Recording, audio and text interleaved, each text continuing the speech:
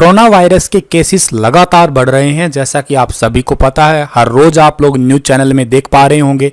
हालांकि उतना डर या उतना भय या उतनी घबराहट तो अब नहीं रही है, क्योंकि जितनी घबराहट हम लोगों ने अप्रैल मार्च के अंदर थी, क्योंकि शुरुआत में जब कोई नई चीज़ आती है तो एकदम से भय तो होता ही है, ये तो खैर जाहिर सी बात है। लेकिन अब हम लोग इस चीज़ के आदी हो चुके हैं।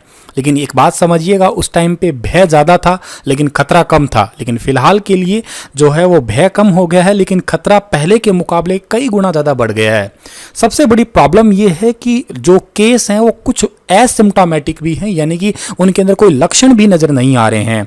अच्छा, एसिम्प्टोमेटिक है, लक्षण नज़र नहीं आ रहे हैं, तो सर जी टेस्ट करवा लो ना उनका। तो फिर टेस्ट करवाएं तो झंझट ये है कि उतनी ज़्यादा जो है टेस्ट किट नहीं है, टेस्टिंग लैब नहीं है। अच्छा सर, लैब में टेस्ट करवा लो, मल्टीपल लैब्स खोल दी जाए तो कोई दिक्कत नहीं है, पर टेस्ट की रिपोर्ट जो है वो कईयों में 3 दिनों में आती है, कईयों में 2 दिनों में आती है, कईयों में कुछ घंटों बाद आती है। ये सबसे बड़ी प्रॉब्लम है। अच्छा सर, फिर आपने तो एक बार क्वेश्चनों में पढ़ाया था कि रैपिड टेस्ट किट आ चुकी है। रैपिड टेस्ट किट का मतलब है कि ऑन द स्पॉट, यानी कि 10-15 मिनट के अंदर जो है रिजल्ट आ जाए।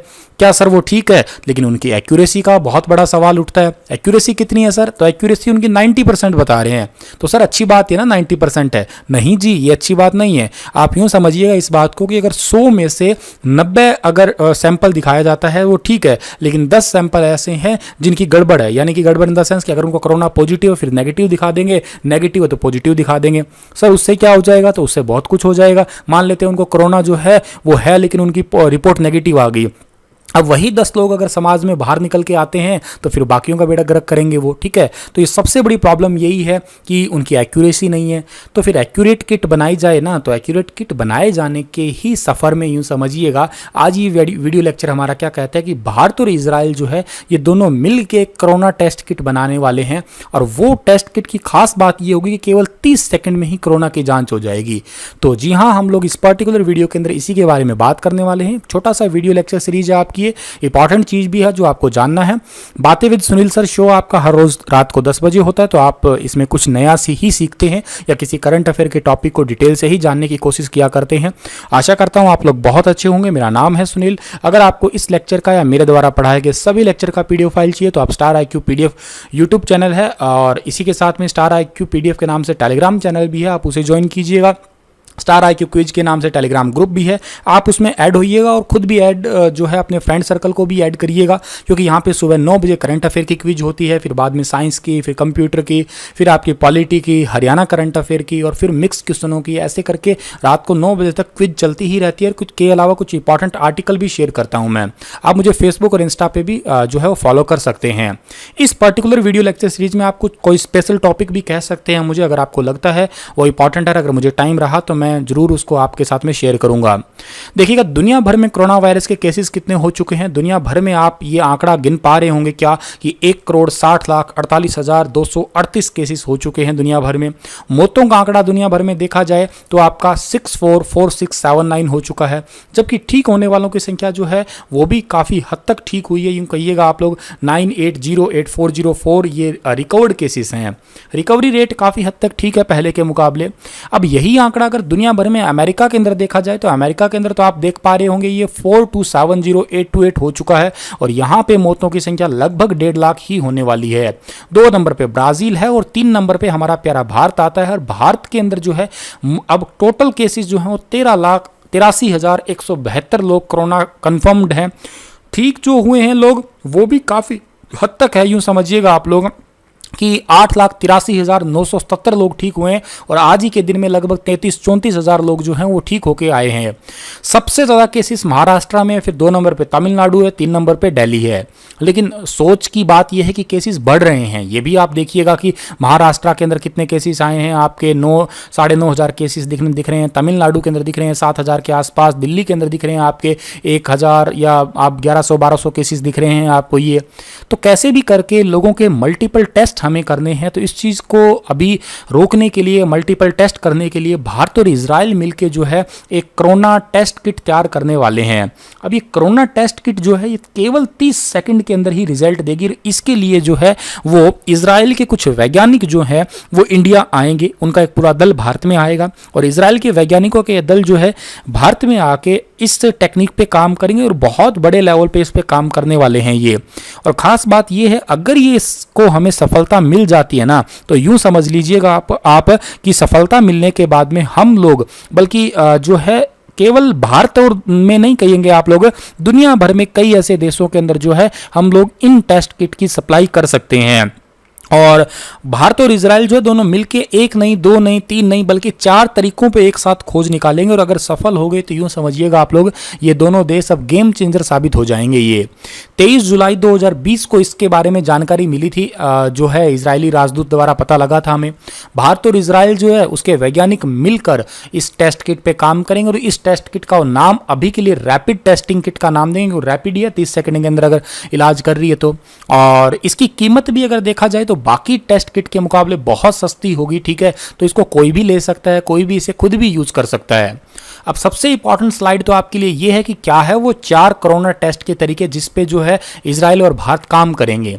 देखिएगा, इनमें से 2 ऐसे तरीके होंगे जो कोविड-19 टेस्ट ऐसे हैं जो लार स्लाइवा के सैंपल से ही कुछ मिनटों में जो है रिजल्ट दे सकते हैं। एज यूजुअल जैसे समझिएगा आप लोग, अभी फिलहाल के लिए स्लाइवा से ही टेस्ट किया जा रहा है, लेकिन इनमें थोड़ा सा बेहतर तरीका ऐसा कुछ होगा कि वो कुछ ही मिनटों के अंदर रिजल्ट दे देंगे। लेकिन तीसरा तरीका थोड़ा सा अनोखा है कि वह किसी भी व्यक्ति की आवाज सुन के ही उसमें कोरोना वायरस का पता लगा सकता है। ये बहुत बहुत इंपॉर्टेंट है। इस तरीके पे अगर यूं समझिएगा हम लोगों ने या इजराइल ने दोनों ने सफलता पा ली है, तो केवल आवाज से ही आप समझिएगा कि अगर कोरोना का पता लग गया तो 30 सेकंड क्या, मेरे ख्याल से ज़्यादा, इससे भी कम में पता लगाया जा सकता है, 15 सेकंड में भी हो सकता है पता लगाया जा सके। और चौथा क्या होगा, चौथा होगा कि सांस के सैंपल लिए जाएंगे, जो हम सांस छोड़ते हैं उसके सैंपल लिए जाएंगे, उनको रेडियो वेव से जो है संक्रमण का पता लगाया जा सकेगा। मतलब पहले 2 तरीके तो चलो एज यूजुअल जैसे चल रहे हैं वही ठीक है, लेकिन तीसरा और चौथा तरीका जो है आपको ज़्यादा अच्छे से समझना है या पता लगाना है कि जिस पे काम करने वाले हैं ये, एक तो होगा केवल आवाज़ से, तीसरा सैंपल होगा रेडियो वेव से पता लगाया जाएगा कि उसको संक्रमण है कि नहीं है। इसके लिए जो है एक तेल अवीव से नई दिल्ली के लिए एक स्पेशल फ्लाइट आएगी जिसमें वरिष्ठ नागरिक और R&D के जो टीम के सदस्य होंगे, रिसर्च एंड डेवलपमेंट के मेंबर जो होंगे वो इंडिया आएंगे। इंडिया में जो है भारत के प्रधान वैज्ञानिक सलाहकार जो है मेन, उनका नाम है के विजय राघवन, और DRDO के साथ में मिलके जो है टेस्टिंग किट विकसित करने पे काम करेंगे। तो आपको ये जरूर नाम याद रखना है कि वैज्ञानिक सलाहकार का नाम क्या है, विजय राघवन, और ये DRDO के साथ मिलकर काम करेंगे। कहने का मतलब है कि भारत के अंदर ये टेस्ट किट पे काम हो जाता है तो DRDO को ही सफलता मिलने वाली है। DRDO यानी कि डिफेंस रिसर्च डेवलपमेंट ऑर्गेनाइजेशन, जिसका हेडक्वार्टर न्यू दिल्ली में है और इसके चेयरपर्सन का नाम जी सतीश रेड्डी है। भारत और इजरायली टेक्नोलॉजी जो है इसके बीच में जो है इसलिए ऐसा कर रहे हैं कि ताकि सामान्य जनजीवन जितना भी है, सामान्य जनता है, उनको पटरी पे लेके आया जा सके। और एक अच्छी खबर ये भी है कि इजराइल से एक मैकेनिकल वेंटिलेटर भी है, वो भी भारत लेके आएंगे, ठीक है। और ये ऐसे वेंटिलेटर जो होंगे जो काफ़ी हद तक सस्ते वेंटिलेटर होते हैं। और दूसरी बात यह है कि इनका किसी इंडस्ट्रियल ऑक्सीजन वगैरह का भी यूज करके हॉस्पिटल में इनसे सप्लाई करवाई जा सकती है। और इजराइल सरकार जो है इसको भारत के अंदर निर्यात करने की अनुमति भी मिल चुकी है। अगर आप पूछे सर भारत और इजराइल के संबंध कैसे हैं, तो हमेशा से ही बहुत अच्छे रहे हैं। एक बार 2017 के अंदर प्रधानमंत्री नरेंद्र मोदी जब इजराइल गए थे तो बेंजामिन नेतन्याहू ने, ठीक है, उनको खुद गाड़ी चला के जो है अपने इजराइल की सैर करवाई थी। और उसी टाइम पे जो है वहाँ पे एक गुलदाउदी फूल है, उस गुलदाउदी फूल का नाम बदल के मोदी फूल भी कर दिया उन्होंने। तो एक्चुअल में बहुत दोनों की बहुत ज़बरदस्त केमिस्ट्री है। अगर मैं हरियाणा के हिसाब से भी बात करूँ तो हरियाणा के अंदर भी आपको पता होगा सिरसा मंजियाना परियोजना, करनाल के अंदर जो है आपकी घरौंडा सब्जी उत्पादन क्षेत्र जो है आपका, या सब्जी रिसर्च सेंटर है, वो इजराइल की परियोजनाओं से ही तो है आपके। तो यूं समझिएगा भारत और इजराइल के बीच की केमिस्ट्री काफ़ी हद तक अच्छी है, ज़बरदस्त केमिस्ट्री है। और अगर इस टेस्ट किट पे काम हो गया तो दुनिया भर में गेम चेंजर ही साबित होंगे वो। अच्छा सर, टेस्ट किट का आ जाने से जो है वो कोरोना का इलाज तो नहीं होगा ना? कोरोना का इलाज नहीं होगा, लेकिन एटलीस्ट इतना पता तो लग सकता है ना कि इतने लोगों को कोरोना है। अच्छा, पता लग जाएगा तो उनको इम्यूनिटी पावर बढ़ाने के लिए कुछ ना कुछ दवाई लेके जा सकती है। वहीं वैक्सीन पे भी तो काम चल रहा है। भारत की काफ़ी सारी ऐसी जो है आपकी वैक्सीन, जिस पे काफ़ी हद तक यूँ कहिएगा 20 से 20+ ऐसी वैक्सीन है, कल मैंने आपको पढ़ाया होगा, दुनिया भर में जिन पे काम चल रहा है, जिनमें भारत की भी ऐसी वैक्सीन है जिन पे जो है यूँ कहिएगा पॉजिटिव रिजल्ट, फर्स्ट फेज़ के अंदर उनके पॉजिटिव रिजल्ट सामने आ रहे हैं हमारे पास में। अच्छा जी, अब अगर ये दोनों सक्सेस हो गए तो वही बात है, फिर यही दोनों देश तीसरे देश को भी बेचेंगे इन्हीं टेस्ट किट को। तो इसमें यूँ कहिएगा आप लोग, एक पॉजिटिव फैक्ट ये भी है कि इकोनॉमी का भी हमारा बहुत अच्छा हिस्सा पड़ेगा, कि इकोनॉमी भी बढ़ेगी हमारी, क्योंकि चाइना का यही तो एक बेनिफिट है कि मास्क बना के बेच रहा है, तो इकोनॉमी में वो अपनी बढ़ोतरी तो कर ही तो रहा है। चलिएगा, इसी के साथ ये लेक्चर समाप्त होता है। इतनी बातें आपको बतानी थी। आप हंसते रहना, मुस्कुराते रहना, हर रोज़ सीखते रहना, जितना सीख पाएँ आप लोग। धन्यवाद।